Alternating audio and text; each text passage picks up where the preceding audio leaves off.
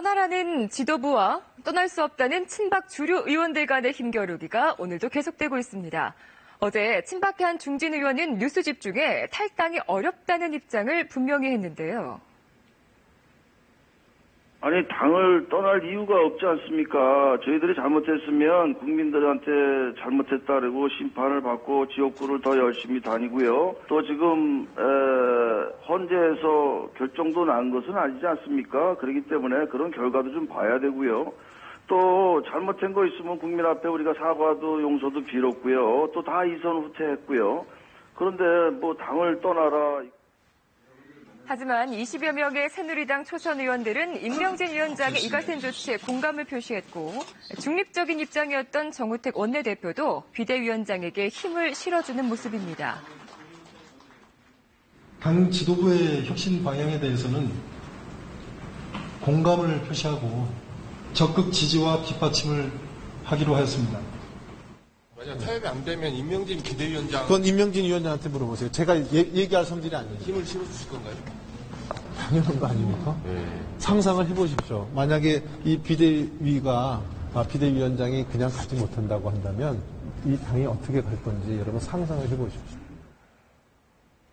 강 건너 불구경하던 민주당은 난데없이 개헌 관련 보고서에서 문제가 불거졌습니다. 민주당의 정책 연구기관인 민주연구원이 작성한 보고서인데요. 개헌을 고리로 이른바 제3지대가 구축이 되면 이번 대통령 선거가 비문재인 연합 대 문재인 전 대표의 대결로 가게 된다. 이는 당에 큰 위협이 될 것이라고 경고합니다. 그래서 문 전 대표에게 불리한 적극적인 개헌론자나 이원집 정부제를 주장하는 의원은 국회 개헌특위에 조금만 참여시키자는 내용인데요. 새누리당과 개혁보수신당은 물론 민주당 초선 의원 20여 명도 당내 경선 시작도 전에 특정인을 위한 개헌 정책이라며 반발했습니다. 보고서 내용 중에 조금 다르다는 게 사실과 다르다는 게 어떤 부분을 말씀하시나요? 사실과 다른 부분도 있고 당의 공식 보고서로는 담아서는 안 되는 내용도 있고 뭐 이렇다는 뜻이에요. 개헌을 야합으로 몰아붙이자는 것이 민주당의 당론이고 문재인 전 대표의 생각인지도 밝혀야 될 것입니다. 제2의 최순실의 그림자가 문재인 전 대표 주변에 어른거린다 하는 얘기들이 나오고 있습니다. 이런 파열음 속에서도 국회는 오늘도 개헌 관련 토론회를 열고 개헌 논의를 이어갑니다. 또 원희룡 제주지사가 새누리당을 탈당해서 개혁 보수신당에 합류하는 등 정치권의 지각 변동도 계속되고 있는데요. 지금부터 자세히 살펴보겠습니다.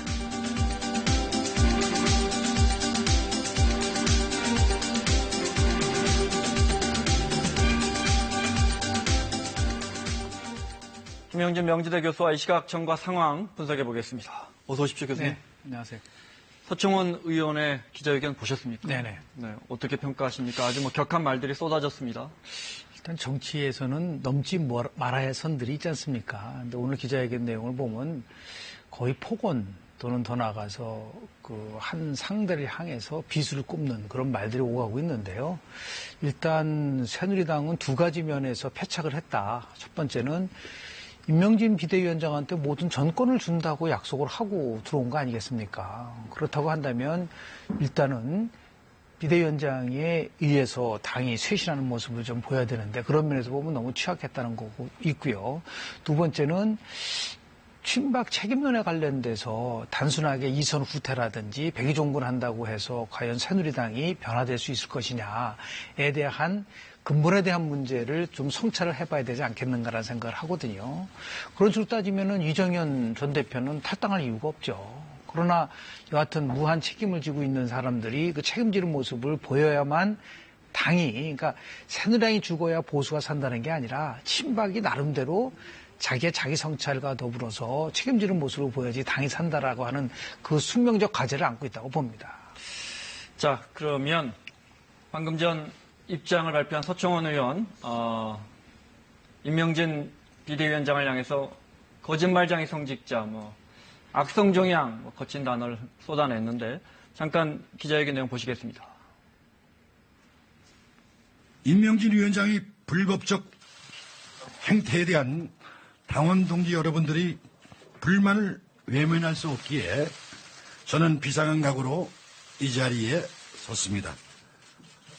거짓말쟁이 성직자 임명진 비대위원장은 이제 당을 떠나야 됩니다. 저는 그분이 당에서 주인 행사를 하고 있는 한 당을 외면하고 떠날 수는 없습니다. 마치 김정은이 장석택을 처형하고 그 일파를 숙청하여 공포정치를 통해 권력을 유지하는 듯한 행태는 대한민국에선 결코 용납될 수 없는 일입니다. 거짓말하는 정치인, 거짓말하는 성직자는 이제 용납되어서는 안 됩니다. 불을 끄겠다고 오셔서 불난 집에 부채질하는 모양새가 됐습니다. 인 비대위원장에 대한 지지를 철회하고 퇴진을 다시 한번 요구합니다. 거짓말대기 독선자에게는 더 이상 당을 맡길 수가 없습니다. 인 비대위원장이야말로 악정 종양의 성직자가 아닌지 되묻고 싶습니다. 당신이 말한 인적 청산의 기준에서 다른 정치인들이 할복을 이해하기 전에 스스로 정치적 할복을 하는 것이 어떤지 묻고 싶습니다. 자, 서청원 의원, 친박계 좌장이고 8선이죠? 네, 그렇습니다. 원내 최다선 의원이고요. 이렇게 되면 둘 중에 친박이 나가든지 임명진 비대위원장이 나가든지 이렇게 돼야 할 것 같은데 어떻습니까? 일단 1월 6일까지 책임 있는 분은 당에서 떠나라고. 금요일까지입니다. 네. 그리고 그렇지 않을 경우는 자기는 1월 8일 날 책임지는 그런 모습을 보이겠다 얘기를 했는데요. 저는 오히려 서청원 의원의 저런 기자회견을 보고 임명진 비대위원장이 떠나지 않을 수 있는 명분을 준 것 같아요. 네. 그러니까 오히려 역설적으로 다시 얘기해서 친박을 배제시키는 동안은 있겠다라고 하는 그러한 각오로 임할 수밖에 없게끔 아주 강렬한 대립구조가 돼 있는데요. 하나, 우리 서청원 의원이 얘기하는 공포정치가 맞는 것인지 아니면 혁신정치가 맞는 것인지에 대한 부분들, 그리고 거짓말이 맞는 것인지 책임을 지는 것이 맞는 것인지 이런 부분에 대해서 저는 친박에 아주 심각한 분화가 올 거라고 봅니다. 모든 친박들 안에서도 굉장한 분화가 올 것이다. 그리고 이제 정호택 원내대표도 그런 말씀을 하지 않았었습니까? 그러니까 결국은 비대위원장한테 힘을 실어줄 수밖에 없는 구조라고 되어 있고, 또 홍문정 친박의 핵심이었었던 홍 의원은 자기의 고치를 비대위원장한테 맡기겠다고 얘기를 하고 있기 때문에 결국은 시간이 흐를수록 친박 내에서도 아직 강성 친박만 남고 나머지는 결국은 비대위원장과 함께 갈 수밖에 없는 구조. 이것이 만약에 이루어지지 않는다고 한다면 저는 2차, 3차 탈당이 이루어질 수밖에 없고, 더 중요한 것은 당에는 친박만 있는 것이 아니라 이주영 의원, 그러니까 지금 특위위원장이 되셨지 않습니까? 개헌 특위위원장, 그분을 중심으로 한 20, 30명의 중도 성향의 의원들이 있어요. 이런 분들이 이러한 내용을 보면서 과연 새누리당이 갈 수 있을까?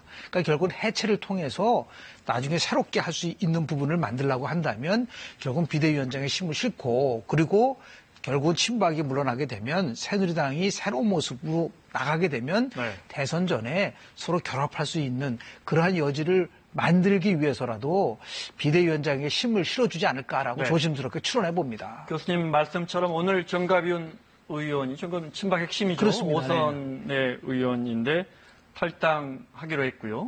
그리고 이제 이정현 대표, 정가윤 의원, 그다음에 이제 홍문정 의원은 비대위원장한테 맡겨서, 물론 지금 이렇게 이제 서청원 의원이 나가지 않겠다는 걸 분명히 한 상황에서 입장이 바뀔 수도 있지만, 홍문정 의원 같은 경우도 일단 고치를 위원장에게 맡겼고, 그러니까 입장이 서로 갈리는군요. 근데 문제는 뭐냐면 당원 당규상 현재 모든 당의 공식적인 권한을 갖고 있는 사람은 비대위원장이 있지 않습니까? 그리고 서청원 의원은 8선 의원이고 당의 중진이지만 직책이 있는 건 아니에요. 단순하게 이제 친박의 마청이라고 하는 그 부분 이상 이하도 아니다. 그렇기 때문에 공직을 갖고 있는, 공적인 권한을 갖고 있는 사람과 사적인 권한을 갖고 있는 사람이 충돌했을 경우에 공적인 권한을 갖고 있는 사람이 결국은 상황을 주도할 수밖에 없는 구조가 아닌가라는 생각을 합니다. 이런 가운데 친박이라면 친박으로 분리됐던 지상욱 의원이 이럴 바에는 새누리당 해체하자 그렇습니다. 이런 주장을 내놨는데 이건 어떤 그건 의미로 지극히 받아들여야 자연스러운 거요. 또 그리고 적절한 얘기라고 봅니다. 왜냐하면 결국은 보수가 분열이 되고 뭐 신년 여론조사에서 보면은 보수 세력이 재집권하기에는 상당히 지금 어려움에 봉착돼 있지 않습니까? 이런 것을 해소하기 위해서 결국 개혁보수신당도 정당 지도면에서 봤을 때 생각보다 이렇게 많이 올라가고 있지 못하고 있지 않습니까? 그래서 결국은 보수가 하나가 되고 그 분기점이 될 수 있는 거는 역시 1월 12일 날 지금 귀국을 한다고 얘기하고 있는 반기문 총장이 오면서 자연스럽게 그 새로운 보수의 재편이 이루어지고 보수 대연합이 이루어지면은 그 가운데 강성 친박은 보수 대연합으로 들어오기가 어려운 구조. 그래서 지상욱 의원 말대로 새누리당이 해체를 하고 개혁 보수 신당과 더불어서 이제 건전하고 합리적인 보수가 모두 뭉칠 수 있는 그런 것들이 만들어지지 않으면 결국 뭐 조기 대선의 가능성도 지금 높기 때문에 보수가 살기 위해서라도 그러한 방향으로 갈 수밖에 없는 상황에 처했다고 봅니다. 네. 자, 그리고 제1당이 된 더불어민주당 이야기 좀 해보겠습니다. 개헌 문건이 갑자기 문제가 됐어요. 설명을 좀 해주시면요. 일단 민주연구원이라고 정책연구원이죠. 거기서 만든 보고서에 개헌과 관련된 부분인데요. 다시 얘기해서 두 가지가 지금 문제가 되고 있습니다. 하나는 특정한 정치인, 그러니까 유력한 대권을 또 뭐 구체적으로 얘기하면 문재인 전 대표에게 유리한 형식으로서의 보고서가 나왔기 때문에 지나치게 편향돼 있다. 이것은 당의 단합을 깬다는 그런 것이 있고요. 두 번째는 개헌과 관련돼서 지금 개헌에 대해서 반대하고 있는 사람은 문재인 전 대표 아니겠습니까? 다만 그것을 너무 지나치게 개헌을 반대하게 되면 역풍을 불고 고리파가 될 수 있기 때문에 개헌 특위를 만들 때 이원 집정부제를 찬성하는 사람도 포함을 시키는 것이 좋지만 실제는 4년 중임제에 있는 사람들 더 많이 참여를 시켜라라고 하는 부분들. 가면 아무래도 문재인 전 대표에게 좀 유리하니까요. 그렇고요. 더 나아가서 이제 그것을 토대로 해서 개헌의 논의 자체를 좀 국회에서 치러지는 것을 늦춰보자. 그러한 부분이 있기 때문에 이것은 큰 틀 속에서 보면은 바람직하지 않을 뿐만 아니라 이게 2002년도 당시 한나라당의 이해창 총재가 아주 고공행진을 한 적이 있었어요. 그때도 이제 여의도 연구원이라는 데서 나온 여러 가지 문건 때문에 새누리당 때요. 그때도 굉장히 논란이 많았었거든요. 너무 지나치게 강성이고 특정한 사람을 중심으로 간다 그래서 그것이 2002년도 빌미가 돼서 2002년도 2월 28일 날 당시 박근혜 부총재가 한나라당을 탈당했었던 계기도 있었거든요. 그것이 결국은 특정한 후보, 특정한 정치인을 위해서 당의 정책연구원이 그렇게 이용이 된다면 그건 서로 당의 화합을 깰 수 있는 아주 위험한 인자라고 저는 봅니다. 그러니까 문제는 문 전 대표가 아직 민주당에 물론 굉장히 유력하지만 그렇습니다. 또 대선 주자로 정해진 건 아니잖아요. 그런 부분에 대해서 다른 일부 의원들이 반발하고 있는 거죠. 그건 뭐 지극히 적절한 거라고 보고요. 결국은 다음 대통령 선거가 뭐 삼자구도니 뭐 다자구도니 있지만 최악의 경우는 이제 다자구도보다는 양자대결 구도로 간다고 한다면 문재인 전 대표의 확장성, 더 나아가서 문재인 전 대표가 많은 분들과 같이 포용을 해서 통합을 통해서 집권을 하려고 한다면 이런 식으로 자기에게 유리한 그러한 보고서가 나온다든지 이럴 때 오히려 문 전 대표가 질타를 해야죠. 이렇게 나와서는 안 된다라고 얘기를 하는데 오히려 그거보다는 당의 또 대표가 이런 부분에 대해서 물론 이제 추후 이런 그 어떤 일인지에 대해서 자세하게 조사한다고 하지만 이런 것들이 반복된다고 한다면 문재인 전 대표에게는 적고 유리하지 않다고 저는 봅니다. 자, 방금 말씀하신 뭐 이합 집산이라는 표현이 제일 맞을 것 같습니다. 그런데 갈수록 이른바 친문 구도와 문재인 전 대표와 반 문재인 전 대표와의 구도가 좀 명확해지는 과정인 것 같습니다. 그 과정에 손학규 전 고문이 있는데 안희정 지사가 뭐 직격탄을 날렸어요. 어떻게 이렇게 동지가 해마다 바뀌냐 이렇게. 그러니까 사실 우리 쪽 링으로 와서 같이 경쟁할 줄 알았는데 왜 그쪽으로 가십니까? 이런 거죠. 뭐 정치에서 제일 중요한 건 경직성보다 유연성. 더 나가서 손학규 전 대표는 탈당을 하지 않았었습니까? 그렇기 때문에 우리 편에 와서 한다는 것은 좀 생각하기 좀 어려운 부분들이 좀 있는 것이고요. 다만 조금 전에 얘기한 것처럼 지금 자꾸만 문재인 전 대표가 스스로 자신을 고립화하는 그러한 행보를 하는 것 같아요. 예를 들어서 개헌 문제라든지 네. 또는 뭐 우리가 얘기하는 결선 투표제 문제라든지요. 네. 이런 것들을 두고 여러 정파들과 서로 대립을 하는데 그 부분 속에서 자연스럽게 손학규 전 대표가 자신이 빅텐트를 텔 테니까 네. 예를 들어서 손학규 전 대표 중심으로 한 미래 세력들이 모여서 문재인 전 대표는 기득권 세력이다라고 프레임을 만들어 놓고 다 모여라. 그런 식으로 이제 지금 호소를 하고 있는 거라고 보는데요. 지금 안철수 의원도 지도가 굉장히 생각보다는 조금 주춤하고 있는 상황이고, 그다음에 이제 뭐 김종인 민주당 내에서도 반문 세력들이 있지 않습니까? 네. 그리고 이제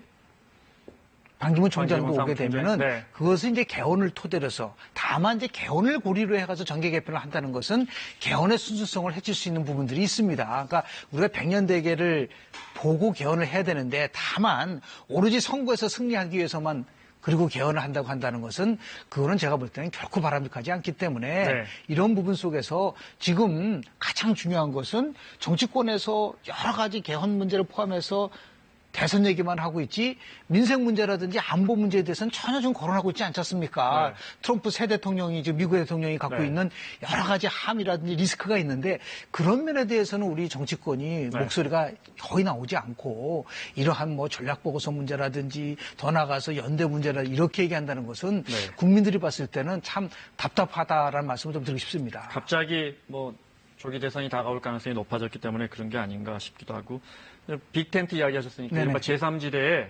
결론적으로 김종인 전 대표, 안철수 의원, 또 손학규 전 고문 여기에 이제 반기문 네.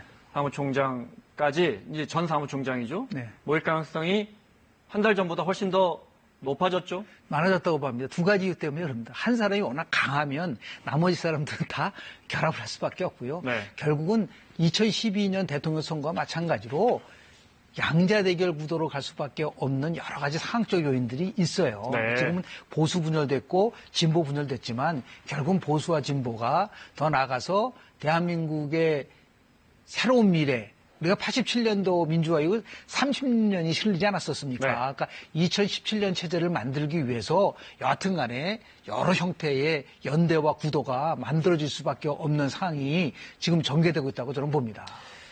알겠습니다. 교수님 보시기엔 조기 대선이 만약에 치러진다면 최종 후보는 2명입니까? 양자 대결 구도로 마지막에 양자 대결 구도라고 보고요. 저는 네. 뭐 다자 대결 구도에서 네. 3자 대결 구도 가다가 결국 선거 막판에 양자 대결 구도로 가는 그러한 단계를 거치지 않을까라고 조심스럽게 예측해 봅니다. 전개 상황 살펴봤습니다. 김영준 교수였습니다. 고맙습니다. 네, 고맙습니다.